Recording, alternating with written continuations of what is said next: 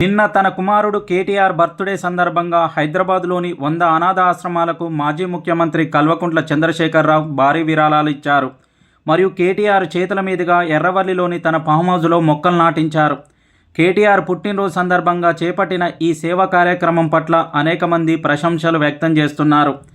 సమాజంలోని నిరుపేదలు, అనాథ చిన్నారులకు అండగా నిలవాలనే ఉద్దేశంతో ఈ విరాళాలు అందించినట్లు పార్టీ వర్గాలు తెలిపాయి. అధికారంలో ఉన్నప్పుడైనా ప్రతిపక్షంలో కొనసాగుతున్న బీఆర్ఎస్ అధినేత మాజీ సీఎం కేసీఆర్కు తన వ్యవసాయ క్షేత్రం పైన మమకారం ఎక్కువే. అందుకే ఆయన ఎక్కువ కాలం తనదైన జీవితాన్ని ఫామ్ హౌస్లోనే కొనసాగిస్తున్నారు. దీంతో ఆయన చాలా అరుదుగా పార్టీ శ్రేణులకు, ప్రజలకు కనిపిస్తున్నారు.